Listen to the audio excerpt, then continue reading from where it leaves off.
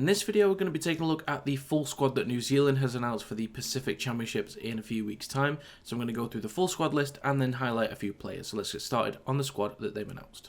So the New Zealand squad includes Nelson Asofa-Solomona, Dylan Brown, Manu Brown, James Fisher-Harris, Kieran Foran, Wiremu Greig, Jahrome Hughes, Jamayne Isaako, Kini, Moses Leota, Danny Levi, Joseph Manu, Ronaldo Mulitalo, Griffin Neame, Charnze Nicoll-Klokstad, Britton Nikora, Isaiah Papali'i, Joseph Tarpany, Leo Thompson, Matthew Timoko, and now Fahu White. The first player that I want to highlight is Charnze Nicoll-Klokstad. Now, I'm really happy for him being selected. It makes complete sense. If it was my decision on how the team would line up, I think he would be my starting fullback.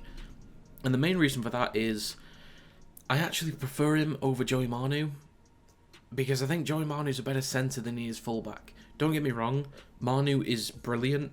He's a fantastic player, but Manu's better at centre than he is at fullback. And I think Nicoll-Klokstad was wasted a little bit during the World Cup.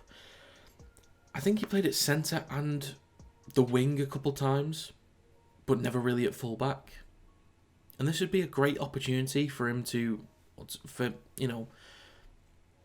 kind of let him loose in that position and to really attack teams, go at the line, really kind of throw himself around and try and find ways to break through. He is exceptionally talented and he's still fairly young. I think he's mid-20s if I'm not mistaken. I could be completely wrong on that one, but he's definitely got something to offer. It is understandable that Joey Manu's probably going to get the number 1 jersey, but I hope that Nicoll-Klokstad can be part of that spine. And we've seen how great he's been for New Zealand Warriors this year. So just give him the number 1 jersey, man. Just let him fly.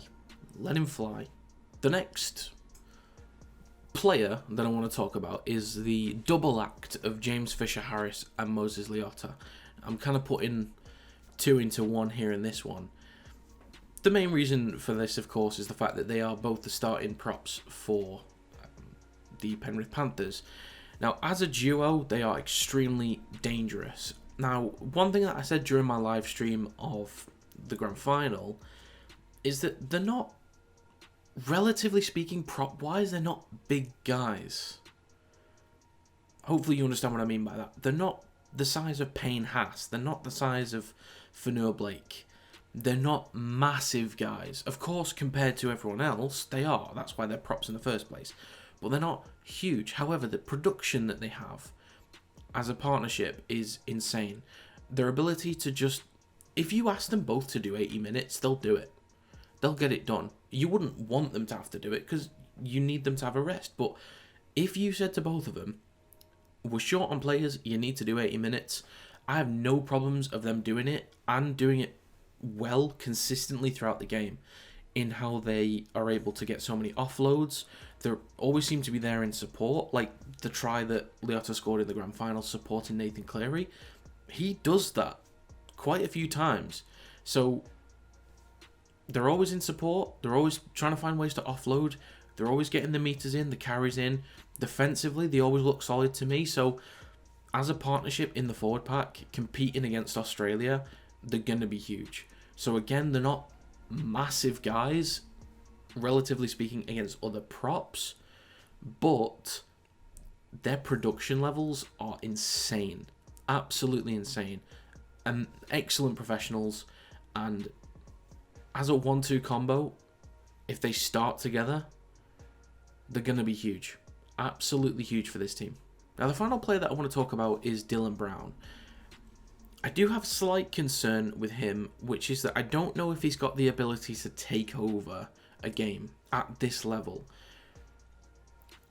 I did criticise him a fair few times during the World Cup last year, because until Jahrome Hughes came back into the team, I think he was maybe injured for the first game or two, Dylan Brown was the guy. And he wasn't really getting it done. New Zealand, for me, even in games where they should have been comfortable, they weren't very free-flowing at all.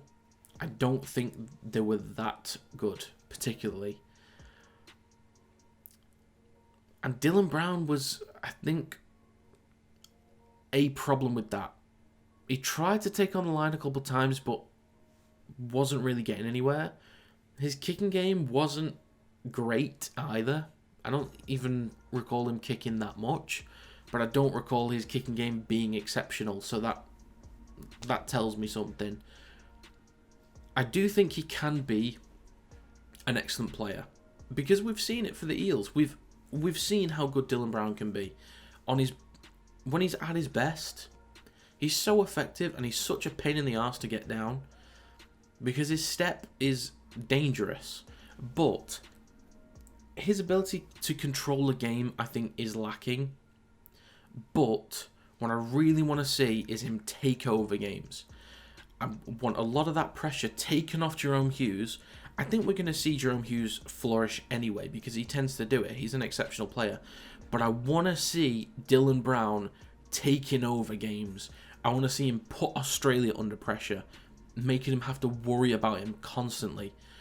Doing different things, whether it be, kicking early, getting repeat sets, going for 40-20s, going for attacking plays early in the tackle count inside their own half, being the instigator, trying to make things happen. I want to see Dylan Brown take over, and hopefully we'll see it.